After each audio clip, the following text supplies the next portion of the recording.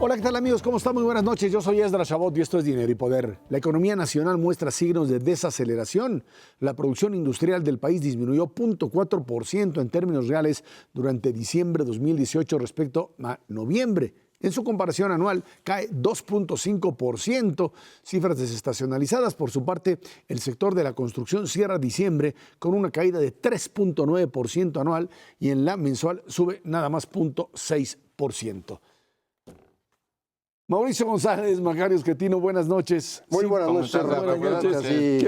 Qué bueno, ¿no? Pues la verdad es que cuando uno empieza a ver los numeritos de la última semana publicados la última semana, y que nos hablan de lo que sucedió noviembre, diciembre, algunos de enero, pues estamos viendo un problema serio que ya venía manifestándose con una desaceleración, pero que pues sí genera una caída producto pues, de la forma como los mercados financieros recibieron el tema de la cancelación del aeropuerto, más allá de la negociación fructífera que se dio en términos de la cancelación del mismo, pero el tema de gasolinas, de la viabilidad de petróleos mexicanos, Comisión Federal de Electricidad y muchos otros temas que manejaremos en esta emisión, pero que nos obligan necesariamente a pensar en de qué manera las autoridades financieras del país tienen que enfrentar esto que a nivel internacional no se ve bien, o sea, no se ve bien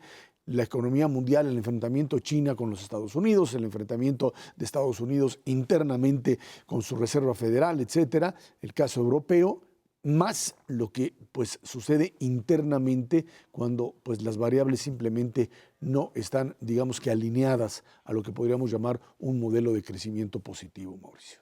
Así es, Ezra. Recordará el auditorio que en varios programas desde el año pasado platicábamos aquí que la economía mexicana estaba en un proceso de desaceleración y le tratábamos de aclarar a los amigos del auditorio que desaceleración no es encogimiento. Desaceleración es como cuando vas en tu automóvil en una carretera y vas a 120 kilómetros por hora, le quitas el pie del acelerador, sigues caminando de frente, no te vas en reversa, 80 o 60. pero se disminuye la velocidad. Ahora, lo que estamos viendo, Ezra, y tengo aquí una lista de 6 páginas que deben de ser, no los conté, pero deben ser poco más de 100 indicadores que ha generado el INEGI, para los cuales tenemos ya información, bueno, desde luego del periodo enero-octubre del año pasado, pero entonces ya también hay información de noviembre, en la gran mayoría de los casos de diciembre y en algunos poquitos casos de enero.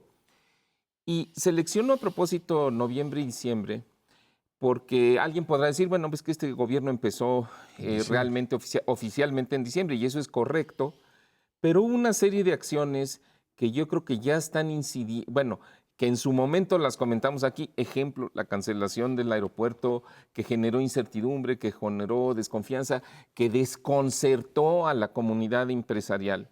Y entonces ya estamos viendo en las cifras, Ezra, que el aparato productivo en México no solamente se está desacelerando, sino que, por ejemplo, de estos 100 indicadores de producción quiere decir agropecuaria y manufacturas en todas sus variedades y servicios en todas sus variedades. Digo, no doy la lista aquí porque es interminable, pero yo te diría que más o menos en la mitad de estos rubros productivos del país, en los meses de diciembre ya vemos un encogimiento, ya no es una desaceleración, sino que cayó la actividad productiva.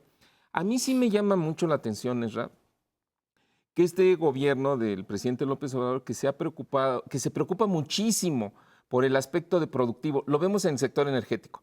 Quieren que Pemex produzca más. Lo vemos en la Comisión Federal de Electricidad. Quieren que la Comisión Federal de Electricidad produzca más.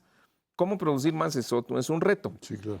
Bueno, la mayor parte de la producción que se da en el país, de todo tipo de bienes y servicios, se da en la iniciativa privada. Y yo no he visto ningún pronunciamiento, realmente no estoy claro que haya conciencia en las áreas que tienen que ver en el gobierno con esto, en la Secretaría de Economía, en la Secretaría de Hacienda, de que el aparato productivo sí está sufriendo un deterioro y que si lo que quieres es fomentar la producción, pues para fomentar la producción se necesita que las empresas inviertan en maquinaria y en construcción, que contraten gente, ¿no? Y así producirán más. Si no se les da confianza, si no se les da certidumbre, si no se les da tranquilidad, si no se evita la volatilidad financiera, no lo van a hacer y los resultados ya los estamos viendo. A ver, Mauricio, pero algunos de los datos, ¿qué datos son, digamos, los más relevantes de Ahí te aquellos va. que han caído, digamos? Mira, los escojo al azar, aquí lo podrán ver los amigos del auditorio,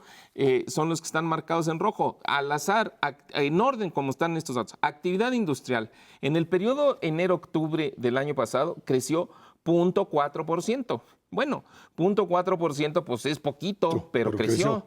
En el mes de noviembre cayó, respecto a noviembre del 2017, 0.8. En el mes de diciembre se cae la producción industrial 2,5%. Se cae en diciembre 1.1% la producción de electricidad y agua. Se cae 3.9% la producción de la construcción. Se cae, las manufacturas todavía no están ahí, tuvieron un ligero crecimiento, 0.5%, pero eso es por la actividad exportadora. Se te cae dentro de los sectores la industria alimentaria, 0.7% en diciembre, la de prendas de vestir, 0.4%, la de productos de minerales no metálicos, que son cemento, cal y yeso, 4.7%. Y me puedo seguir, es la de productos metálicos, que son, ¿no?, con toda la industria de metales básicos, 8.2%. Y así te sigues en la lista y es una lista de 5 páginas. Siguiendo el símil carretero que usó Mauricio, ahora va de reversa, mami, de reversa. Es indudable que lo que tenemos no es una desaceleración, es una recesión. Y es una recesión autoinfligida. No vayan luego a salir con la explicación de que Trump, por pelearse con Xi Jinping, nos causó esto. Esto es una decisión nuestra. La primera recesión que vamos a construir en México desde 1995 como cosa propia, porque las otras que tuvimos, 2001, 2003 y 2008, 2009, fueron importadas de Estados Unidos. Esta no, estas solitos. ¿Cómo lo hicimos? Pues una parte relevante fue la decisión del aeropuerto, que rompió una relación de confianza indispensable para que funcionen las cosas. Si alguien incumple su palabra, pues es muy difícil hacer negocios con él. Ese alguien que incumplió su palabra es el Estado mexicano, no es cualquier cosa. Y cuando uno no tiene palabra, no tiene nada. Y eso es lo que está ocurriendo. Entonces, ese efecto se nota muy claramente en la inversión. Esa cifra no la dio ahorita Mauricio, pero la inversión en noviembre es el nivel que teníamos en 2014. Es decir, nos regresamos 5 años. La caída es 3 y cachito por ciento, ¿no? 2.1% en diciembre y ya había crecido en diciembre respecto a diciembre de 2017 y ya había crecido 1.6% en los primeros 10 meses del año. O sea, sí ves el contraste. Este es, perdón, noviembre. Perdón, discúlpame. Sí, el dato de diciembre sale dentro de 2 semanas, pero el dato de diciembre clarísimo va a ser muy negativo porque pues, la inversión fija bruta se compone fundamentalmente de construcción, de material de transporte y de herramientas. Pero construcción cayó 3.9%, la venta de automóviles en el mes de enero cae 7%, pues dudo que vaya a ser positiva. En el mes de enero mismo, el comercio al menudeo, que es muy importante en términos de el comportamiento de la economía, crece 0%. En términos reales, a tiendas iguales, tanto en ANTAD como en Walmart. Entonces, pues no hay ninguna cosa que estuviera moviendo la economía. El gobierno no está gastando, fundamentalmente porque todos los que llegaron todavía no entienden cómo funciona y no han Pero, hecho... a ver, esto es un proceso que se dio en los sexenios tanto de Vicente... Espérame.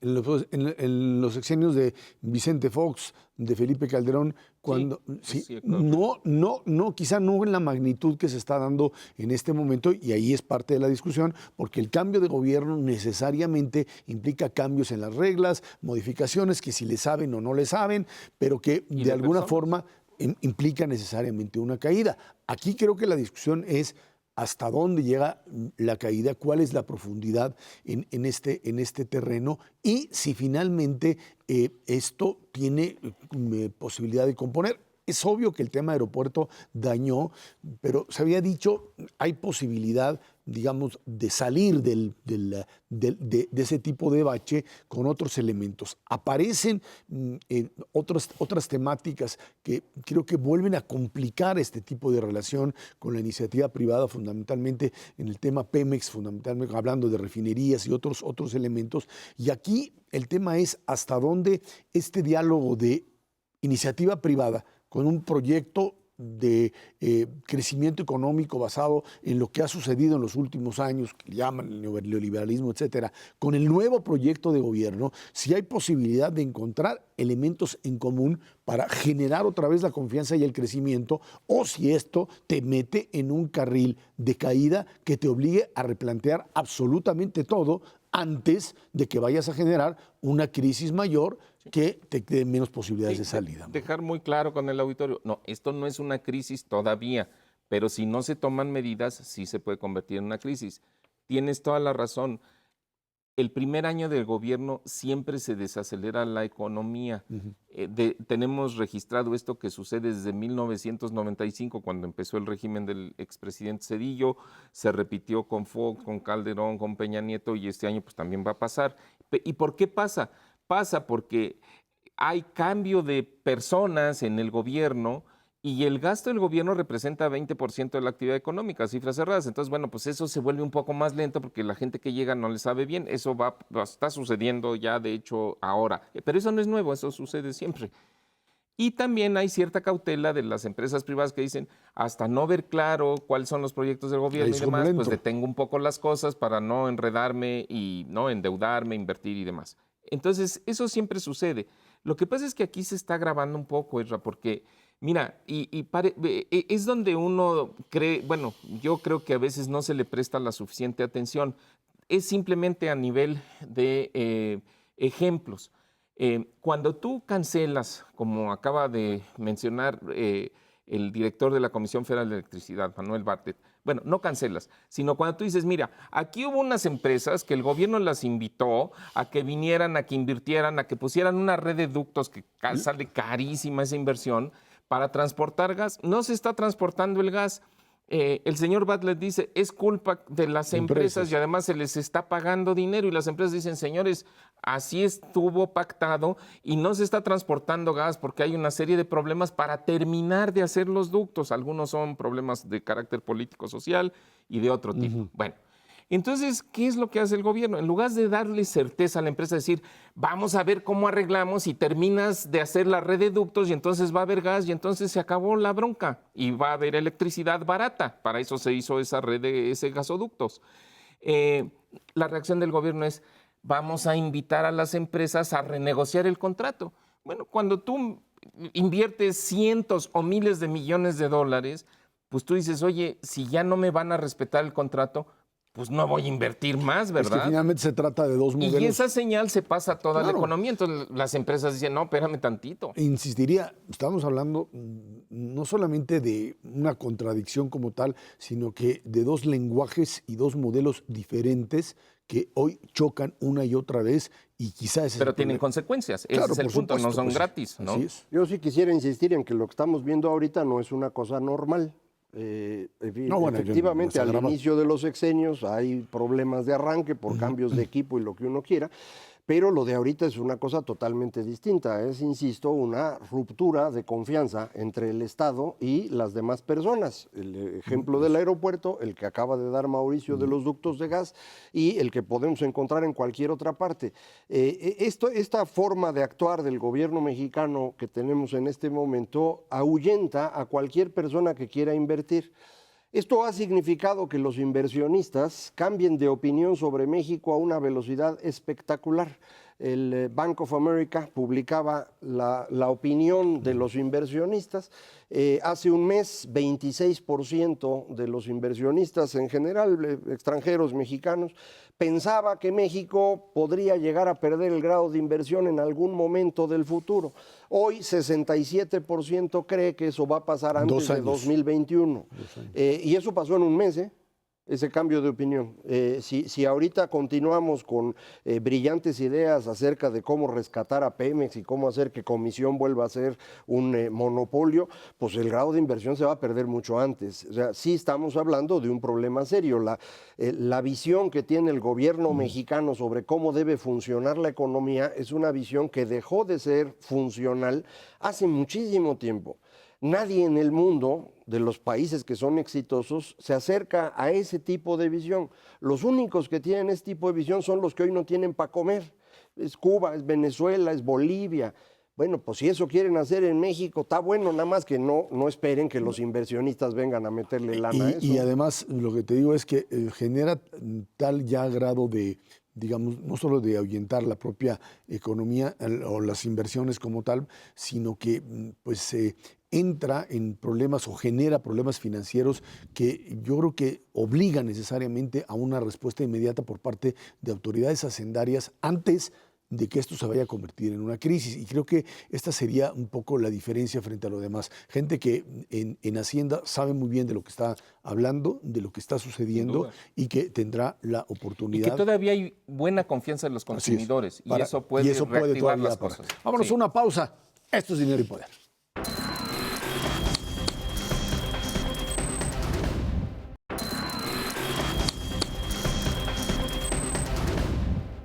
La Comisión para la Reconstrucción de la Ciudad de México emitió una convocatoria para que personas físicas y morales participen en la insaculación de muebles para la reconstrucción y rehabilitación de vivienda multifamiliar afectada por los sismos de septiembre de 2017. La invitación está abierta desde ayer 13 y hasta el día 19 de febrero para quienes estén interesados y se inscriban en el padrón de empresas. Esta insaculación se realizará el 23 de febrero a las 9 horas en el auditorio de la Cámara de la Industria de la Construcción. Aquí nos acompaña en el estudio de Dinero y Poder César Cravioto, comisionado precisamente para la reconstrucción de la ciudad. César, gracias por estar aquí con nosotros. Muchas gracias por la invitación. Este proceso de tratar de impulsar mecanismos para acelerar esta reconstrucción estaría pues basado, por un lado, en la necesidad de incorporar cada vez a más sectores productivos en esto y generar un mayor nivel de transparencia y más que nada agilizar algo que se ha quedado atorado durante mucho tiempo. Exactamente, Ezra, estamos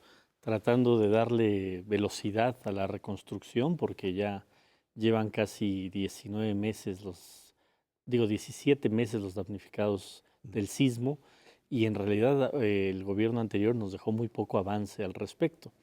Y ahora este proceso que hoy estamos arrancando con vivienda multifamiliar, ya lo hicimos con la vivienda unifamiliar. Ya dividimos los más de 12,000 viviendas afectadas unifamiliares en cuadrantes de 50 y a cada uno ya tiene asignada una empresa constructora y una empresa supervisora. Y ahora lo vamos a hacer con los edificios, que son alrededor de 300 edificios afectados en la Ciudad de México, para que podamos avanzar de manera simultánea, porque yo no le puedo decir al damnificado de un edificio, oye, empezamos tu edificio cuando terminemos el edificio de al lado, ¿no? Tenemos que tener la capacidad de atender todos los edificios al mismo tiempo. César, ¿recursos de dónde provienen? Bueno, del fideicomiso para la reconstrucción. Este año tendremos 4.500 millones de pesos en este fideicomiso, obtenemos 4.500 millones de pesos en este fideicomiso y estamos planteándonos darle o casi terminar la reconstrucción en 2 años. Entonces estamos pensando en 2 presupuestos anuales para lograr dejar lista la reconstrucción de la ciudad. Oiga, César, y la verdad es que, ¿no? Checando algunas cifras, ¿no? Con el fideicomiso que se constituyó, pues prácticamente un poco tiempo después del sismo del 19 de septiembre, que fue del año 2017, y yo veía, para sorpresa mía, que sí se le han dedicado una cantidad importante de recursos. Ahí se reportan, por ejemplo, el año pasado, 2018, prácticamente un poco más de 8,000 millones de pesos que se han ido utilizando. Pero por otro lado, uno escucha lo que usted nos dice ahora aquí, que la cosa va lenta y sobre todo muchas personas que todavía se quejan, y además uno lo ve cuando circula en ciertas calles, donde ve que los edificios están vacíos, que las viviendas están desalojadas, la gente pues ya tuvo que ir a otro lado, y ni se derrumban, ni se les da oportunidad a la gente de volver a tener una vivienda o ocupar un departamento. ¿Cuáles son, digamos, primero, cuántos casos serían los prioritarios en su entendimiento? ¿Y cómo se daría preferencia? ¿Se le da preferencia por tamaño de familia, por colonia, por costo? ¿Cómo funciona internamente la decisión? Bueno, primero el tema del número. En la plataforma que nos dejó el gobierno saliente había registradas 7,000 viviendas afectadas. Así es. Nosotros, pues escuchando, estando en el territorio, pues nos dábamos cuenta que no era una cifra real. O sea, ¿eran muchas más? E hicimos un censo. En la transición ok. hicimos un censo que lo dimos a conocer los primeros días de diciembre, y en el censo nos arrojó 17,700. O sea, había 10,000 damnificados completamente invisibilizados. Entonces creció a 17,700. Digamos que ese es nuestro universo, que tal vez no sea la totalidad, porque habrá gente que se nos haya pasado en el censo, pero digamos que ahora sí es un número más real. Entonces, tu pregunta es, ¿cuáles son las prioridades? Pues los 17,700. Por eso yo expliqué en mi intervención anterior que estamos creciendo el número de empresas. El gobierno anterior tenía 70 empresas constructoras para la reconstrucción. Nosotros nada más de vivienda unifamiliar hicimos un proceso similar al que hoy estamos comenzando con vivienda multifamiliar. Crecimos a casi 700 empresas constructoras. Hicimos 200 cuadrantes, o sea, estamos contratando a 400 empresas para vivienda unifamiliar, y queremos que para cada edificio haya una empresa constructora y una empresa supervisora. O sea, contrataríamos como 600 empresas para los edificios, porque no podemos, insisto, empezar unos y decirle a la gente, espérate a que acabemos unos edificios para arrancar el tuyo. Tenemos que hacerlo lo más simultáneamente posible. Pero si Macario me permite un segundo nada más para ligarlo, pero el compromiso del gobierno de la Ciudad de México es, digamos, donde se tuvo que demoler un edificio, es levantar otro más o menos de la misma superficie y que la gente que ocupaba un departamento regrese a ocupar ese departamento. ¿Esa es la idea? Sí, o sea, la idea es que obviamente a la gente no le cueste. Tenemos, digamos, dos mecanismos. El gobierno puede dar hasta 65 metros cuadrados en los edificios o los departamentos que tenían metrajes de 65 o menos. El gobierno construirá sin costo alguno para el damnificado. Y para los que tenían más metraje de esos 65, la ley de reconstrucción te da la posibilidad de redensificar, o sea, de construir un 35% más, para que con la venta de ese 35% más se financie el resto del edificio. Entonces, con ese esquema vamos a lograr, o sea, con la mezcla de los dos esquemas, vamos a lograr que los damnificados no tengan que endeudarse. Gracias. Esto quiere decir que una parte significativa del presupuesto que se está utilizando, pues es, digamos, fondo perdido. Es reconstrucción que se está financiando con los recursos de toda la ciudad. El 100%. Esos 4,500 millones no... Los del año que entra también. Sí, así es. Aunque nosotros vamos a financiar, por ejemplo, los edificios que van a tener redensificación, y la venta de esos departamentos van a regresar al fondo.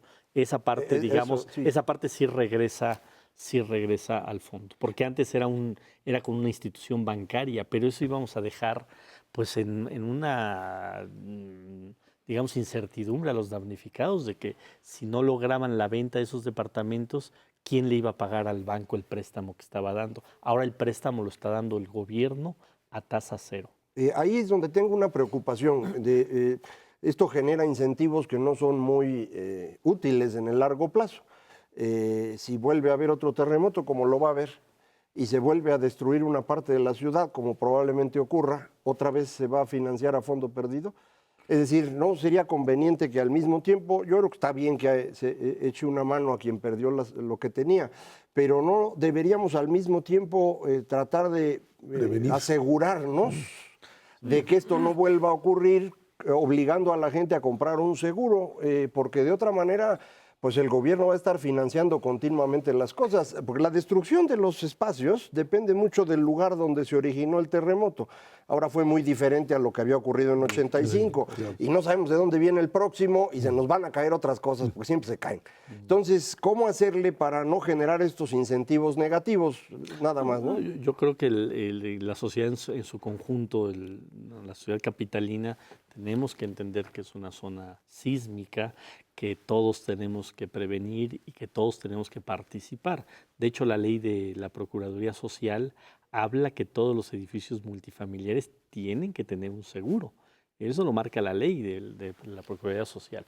Pero bueno, en esta situación pues, no podemos dejar en el desamparo a los damnificados. Por eso estamos haciendo, digamos, los dos esquemas. Bueno, si tenías mucho metraje en tu departamento, bueno, no te lo va a financiar todo el gobierno. La opción de la redensificación ayuda a financiar eso. Aunque el gobierno, insisto, va a poner el crédito a tasa cero, que es también una ayuda, y además otra gran ayuda a los damnificados es que no van a tener que pagar licencias, etcétera, lo que cualquier obra nueva tendría que pagar. Hay una exención tanto fiscal como de trámites administrativos que solo lo van a tener los inmuebles afectados por el sismo. O sea, hay muchas condiciones que está poniendo el gobierno de la ciudad para ayudar a los damnificados. Escrituración, gastos de escrituración. También, de hecho, las aranceles, por ejemplo, de los notarios van a estar reducidos al 80%, o sea, solo van a cobrar el 20%.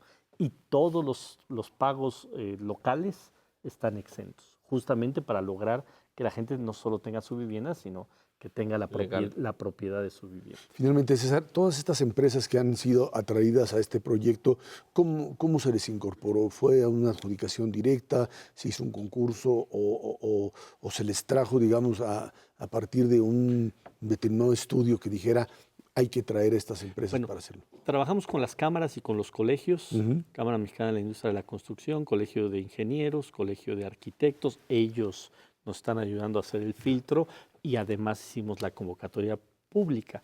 En esta convocatoria el siguiente filtro es revisar la experiencia, los currículums, sus números contables, pues, para ver que sean empresas serias, que sean empresas que tienen experiencia haciendo edificaciones, porque no vamos a meter a cualquier empresa a reconstruir edificios en esta ciudad. No es cualquier cosa. Entonces vamos a ser muy cuidadosos técnicamente. Digamos que ahorita la oportunidad se le da a todos, pero vamos a hacer un filtro para revisar quiénes sí pasan los estándares de calidad y de experiencia y después ya insacularemos. ¿Por qué insacular? Un poco por lo que tú comentabas. No podíamos irnos a un proceso de licitar edificio por edificio, nos íbamos a acabar en 5 años la reconstrucción y la verdad es que ya es importante darle celeridad y lo vamos a hacer en este Bueno, pues ahí está. César Cravioto, comisionado para la reconstrucción de la ciudad. Muchísimas gracias por estar aquí con nosotros y sin duda alguna una de las prioridades para la ciudad, prevención por un lado y por otro lado, bueno, pues atender estas demandas sociales. Y cuando ya estén las obras en marcha, si me vuelven a invitar claro que sí, para explicar, porque también hay que dar mucha información a la sociedad, con mucho es gusto. parte de nuestra obligación y lo que nos pide la jefa de gobierno, la doctora Sheinbaum. Gracias, César. Muchas gracias por estar aquí con nosotros. Vámonos a una pausa. Esto es Dinero y Poder.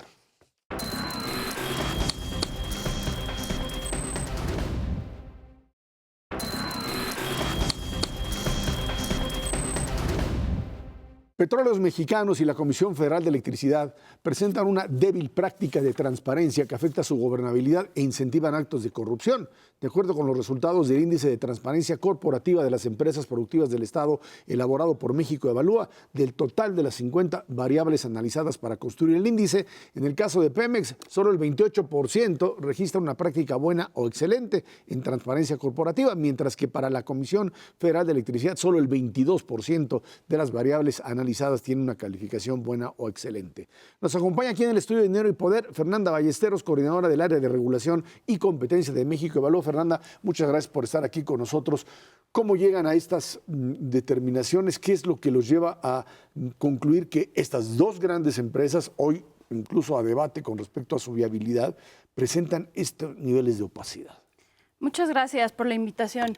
Pues sí, con el índice lo que evaluamos es cómo estas empresas reportan y difunden información de manera activa a diferentes audiencias, ¿no? Como empresas productivas del Estado, pues uno de sus principales objetivos es generar certidumbre en potenciales inversionistas o socios comerciales, y la transparencia corporativa es fundamental para eso, ¿no? Y además, pues también tienen que rendir cuentas a los ciudadanos, que somos todos nosotros, que además de usuarios, pues somos los últimos dueños, ¿no? Son empresas que son 100% estatales. Entonces, nos parece que el tema de transparencia toca diferentes puntos relevantes y de ahí el objetivo de hacer este índice, ¿no? Que lo empezamos, llevamos ya varios meses haciéndolo y evalúa desde que se crearon las empresas productivas del Estado en diciembre de 2013 a noviembre del 2018. Entonces, estos datos que nos arrojan, sobre todo, pues nos parece que hay grandes áreas de oportunidad para pues impulsar este tema desde adentro de los órganos de Pemex y de CFE. Ahora, esta evaluación, como dices, ocurre o se realiza sobre la información que existió durante el sexenio pasado, que es cuando se convirtieron en empresas propiamente hablando. Hay consejo de administración, empieza a haber un poco de información más clara y termina justo en noviembre. A partir de entonces, aunque todavía esto no se haya convertido en una nueva estructura legal, parecería que en lugar de moverse en la dirección de más transparencia, pues hay un intento de concentrar más poder. Por ejemplo, en el caso de Pemex, hasta donde yo he visto la iniciativa para modificar su estructura, en lugar de fortalecer los órganos de gobernanza interna, estaría tratando de concentrar nuevamente en el director. Y en el caso de Comisión Federal, más que al interior de Comisión, su presencia dentro del mercado eléctrico se buscaría que fuera mayor. Con base en lo que ustedes han evaluado, ¿crees que esto ayudaría o complicaría la medición de gobernanza y de transparencia?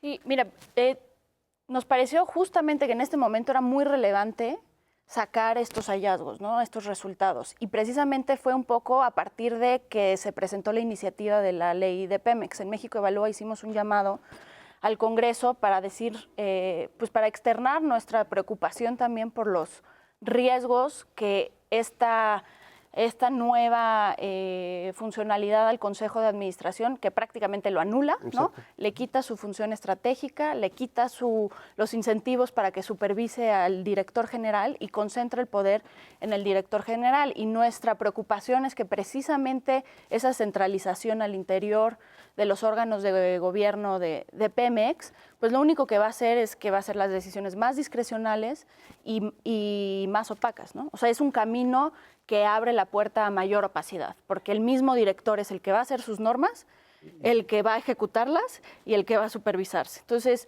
lo que se busca es mayor celeridad en la toma de decisiones, menos contrapesos, menos equilibrios, y pues eso los mercados no lo ven bien, ¿no? Oye, Fernanda, sobre todo para el beneficio de nuestra audiencia, los consejos de administración y los gobiernos corporativos que se dan en esos consejos de empresas públicas y privadas, pues se reúnen cada 3 meses. Las sesiones de consejo duran pues, entre 2 y 6 horas, si te va bien, ¿ok?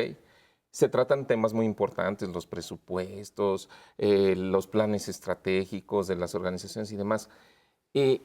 A mí esto, digamos, de la transparencia que tú mencionas, que me parece importantísimo, pero ¿transparencia en qué? Porque reconociendo que el gobierno corporativo no es un empleado de las organizaciones, sino que simplemente va a estar el gobierno corporativo, o sea, bueno, los consejeros, ¿no? Que son los funcionarios del gobierno corporativo, pues se presentan en la empresa 3, 4 veces al año durante 2, 3 horas. Entonces, para mí es importantísimo, es transparencia en qué, priorizar qué de la transparencia en el gobierno corporativo. ¿Ustedes han hecho algún análisis de qué es más importante, en qué es más importante ser transparente y a lo mejor en qué otras cosas no tanto? Pues mira, de este diagnóstico, de esta evaluación que hicimos, te puedo decir que encontramos 3 áreas en donde parece ser muy importante que haya mayor transparencia. En primer lugar, en temas de política de responsabilidad empresarial, integridad y anticorrupción, y política anticorrupción. Aquí ambas empresas fallan de diferente forma. En el caso de Pemex, tienen mucha normatividad, muchos lineamientos respecto a su política anticorrupción, sobre el manejo de conflicto de interés, sobre cuáles son los conceptos y las causas de corrupción, y todos son lineamientos emitidos por el Consejo de Administración. El problema es que no establecen compromisos y van viendo cómo se dan los resultados, ¿no? Y eso, por ejemplo, pues es un indicador de qué tan efectivos son tus mecanismos al interior para prevenir la corrupción. Entonces, por ejemplo, si hay un mecanismo de quejas al interior de Pemex, yo no sé, con lo que ellos difunden, si ese mecanismo de quejas para casos de corrupción al interior sirve o no. Mi impresión es que no sirve, si lo comparo con los referentes internacionales, porque es un buzón de quejas que tienes que ir con gente al interior de la empresa a denunciar algo que está pasando de corrupción, ¿no? Cuando hemos visto que las mejores prácticas en eso es Y no que es anónimo, probablemente. Sí es anónimo, Sí es sí anónimo.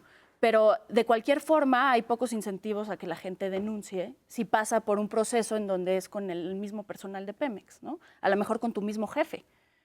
Y él puede estar implicado en la parte de corrupción que quieres denunciar.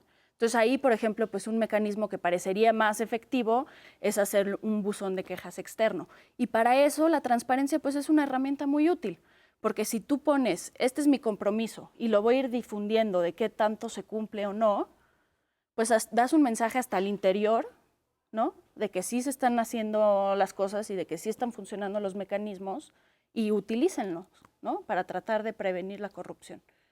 Ese es un ejemplo. Hay otros ejemplos que son incluso más claros. La transparencia, por ejemplo, en estructura de Pemex. El tema de filiales y subsidiarias. A la fecha no sabemos bien a bien ni siquiera el número de filiales que tiene Pemex, ¿no? Entonces, pues sí hay una falta de transparencia ahí que incluso a la sociedad civil ahí, pues sí hay una queja, ¿no? Pero esta falta de transparencia es producto de que es de una intención de ocultar información, es parte de la desorganización, es un aparato burocrático que ya se perdió el control sobre él. Yo creo que hay diferentes causas dependiendo de cada uno de estos componentes. En general, yo diría que no hay una cultura al interior de transparencia, ¿no? El cambio de régimen de las empresas productivas del Estado fue muy grande, o sea, es una transformación de 360 grados, de ser entidades de gobierno se vuelven empresas cuyo objetivo, empresas estatales, pero cuyo objetivo es generar valor económico. Entonces, los principios de gobierno corporativo que se incorporaron en ese momento, pues la transparencia corporativa es un elemento central, ¿no? Y eso para empresas privadas, para empresas estatales, para todo.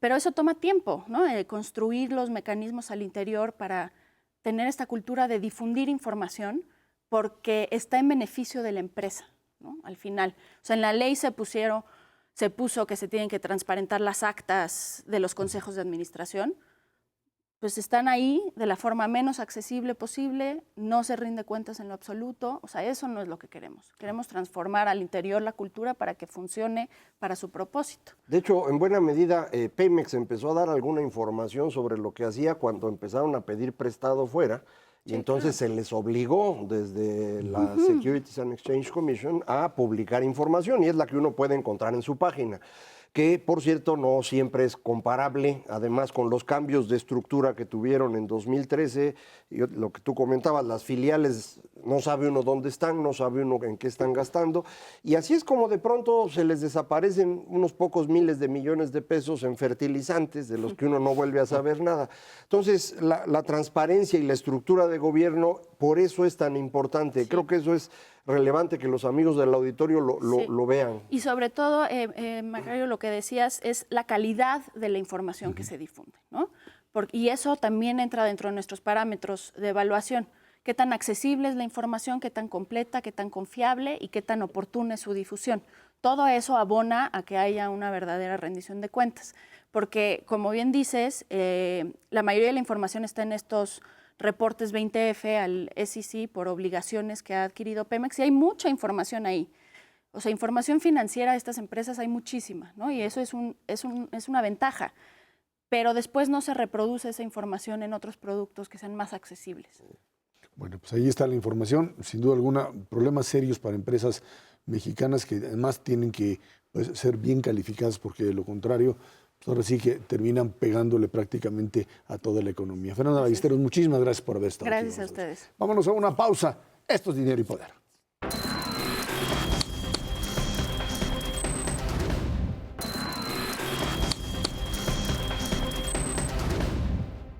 El Grupo Aeroportuario de la Ciudad de México liquidará el próximo 28 de febrero la fibra E del nuevo Aeropuerto Internacional de México, construcción que fue cancelada por el gobierno federal. El pago será por 34,000 millones de pesos, luego de que la Asamblea de los Tenedores de los Certificados aprobó la propuesta de la autoridad para ejercer la amortización en efectivo de todas las acciones ahí establecidas. Bueno, pues ya hablábamos en el primer bloque de las consecuencias de esto.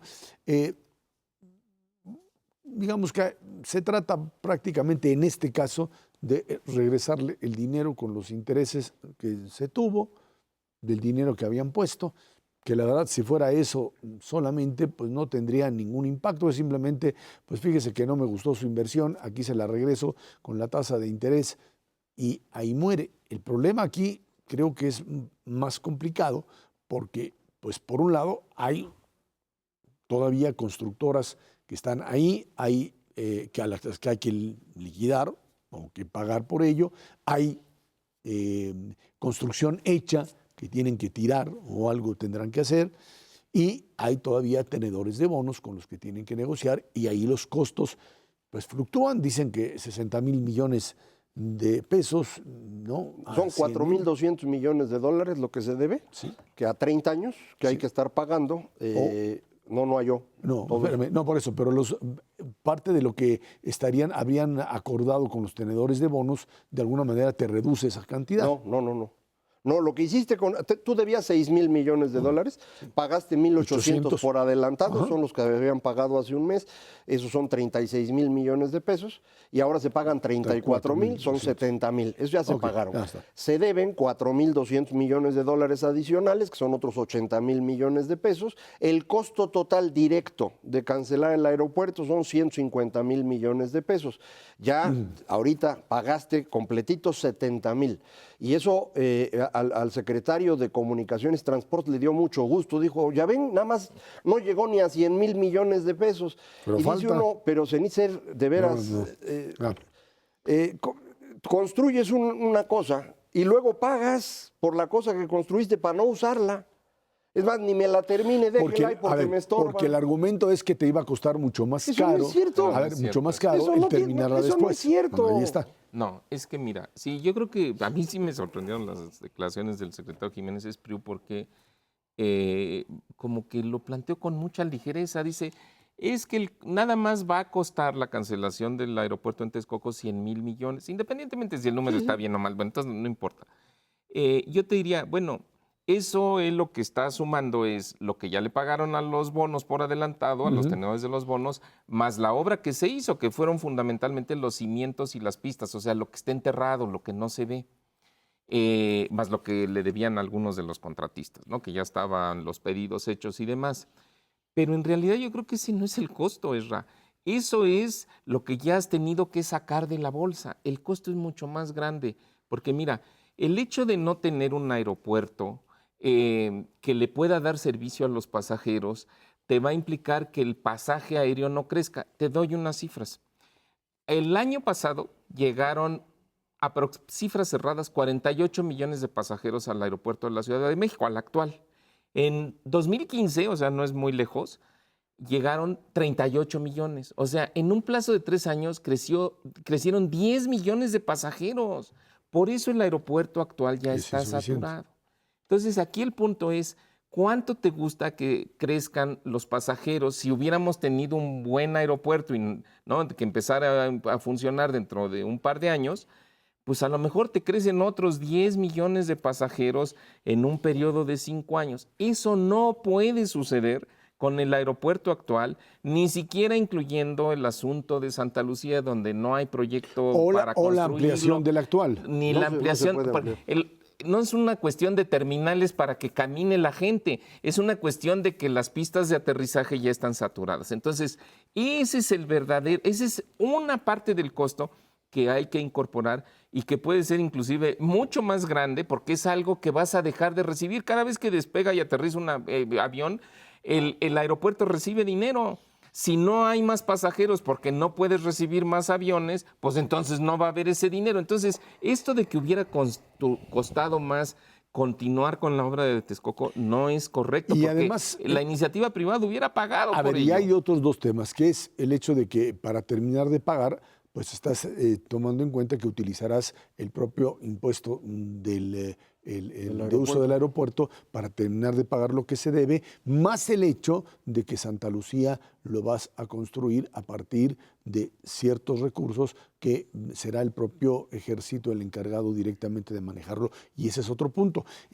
Hay ahí problemas creo todavía más complicados, como el hecho de que Aeroméxico dice, Yo no voy a volar en yo dos nomás aeropuertos, vuelo en uno pues. porque no puedo volar en dos. El asunto se vuelve cada vez, digamos, más complicado. Y yo creo que volvemos un poco al tema con el que iniciamos el programa, que es el meterse de lleno a tratar de resolver problemas sin tener planificado prácticamente cuáles son los obstáculos para poder resolverlo, uno, y dos, finalmente los recursos con los que se cuenta, que es finalmente lo que nos llevó al tema de por qué Pemex sí o Pemex no, por qué CFE sí hacerlo así o cerrarla o abrirla. Yo insisto en que se vale en términos económicos e incluso en términos políticos cambiar orientaciones siempre y cuando los números te chequen. O sea, la discusión de qué va primero o cómo redistribuir ingreso me parece totalmente válida siempre y cuando tengas en la bolsa el dinero adecuado para hacerlo y no termines golpeando prácticamente el modelo. Aquí creo que haciéndolo así entramos en un camino muy difícil de justificar, porque por un lado tienes que no hacer ese aeropuerto, tirar lo que te queda y construir otro Que no te va a todavía y que no tienes todavía las autorizaciones Así es. para ello, ¿no? Sí, para terminar con el tema específico del aeropuerto, lo que hace un ratito Mauricio explicaba de cómo pudo haber crecido el flujo y ya no lo va a hacer, es lo que se llama el costo de oportunidad. ¿Cuánto perdiste por no hacerlo? Eso es lo que estimó José Antonio Meade en 145,000 millones de dólares. Ese es el costo. Esto significa que la decisión del aeropuerto es más costosa que Fobaproa. Y no es una decisión forzada por las circunstancias, sino fue del hígado del señor. Y ahora le pagan 145,000 millones de dólares. Primer costo. Segundo costo, se rompe la confianza con los inversionistas y como lo platicábamos al inicio del programa, eso nos está costando una recesión. Tercer costo, pagaste 70,000 millones de pesos, cash, que ahora no tienes para utilizar en un montón de otras cosas. Súmale a eso cómo compraron las pipas, que acaba de hacerse transparente el asunto, no hay licitación de por medio, compraron pipas que no tenían que, podían usarse, cambiaron la norma. Lo que están haciendo con gran efectividad los señores del nuevo gobierno es destruir. Esa parte la tienen dominada. Lo que no pueden hacer es construir. Y yo creo que no pueden construir por dos razones. Una, porque su idea del mundo no coincide con el mundo y entonces pues, no hay manera de que esto funcione. Y dos, López Obrador no tiene correas de transmisión. Ni la gente del Congreso le hace caso, ni en su gabinete hay suficiente gente calificada como para hacer las cosas. Entonces, todo el gobierno de México se reduce a la conferencia mañanera. Lo que él dice en la mañana es lo que todo el mundo cree que está ocurriendo, pero en los hechos no pasa nada, Efra. Entonces eso sí nos va a costar mucho porque la gente se emociona en las mañanas con todo lo que les prometen y luego resulta que nada de eso se hace realidad. Cuando estas dos cosas se junten, ¿qué vamos a hacer? Bueno, yo sí pienso que en el gobierno sí tienen mucha información y sí deliberan, hacen lo que se les ocurre de la noche anterior. Y doy un ejemplo. En el caso de lo que ya costó la cancelación del aeropuerto, o sea, pagar a los contratistas y pagar a los bonistas. Dice Macario, 70,000 millones de pesos. Tomemos esa cifra como referencia.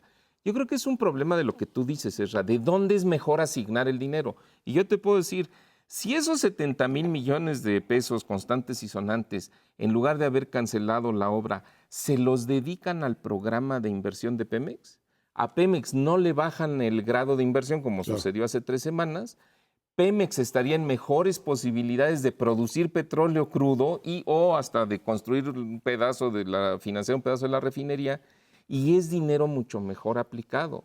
Aquí el punto es que efectivamente yo creo que no hay un tablero, digamos, de mando general en donde digan, si tenemos dinero escaso, ¿a dónde es mejor asignarlo? Y bueno, pues que se asigne así, sino que se va haciendo con una visión parcial y pues entonces sí sale muy costosa la cosa, ¿no? Y ahí es donde finalmente el asunto se atora y los costos son muy grandes y a veces incluso difíciles de calcular. Mauricio González Macares, que tiene muchas gracias. Gracias a usted que nos ve y nos escucha todos los jueves aquí a las 10 de la noche en Canal 11. También estamos en la radio Noticias MBS en el 102.5 del FM de lunes a viernes de 5 a 7 de la noche. Por nuestra parte, de nuevo, muchísimas gracias y muy buenas noches.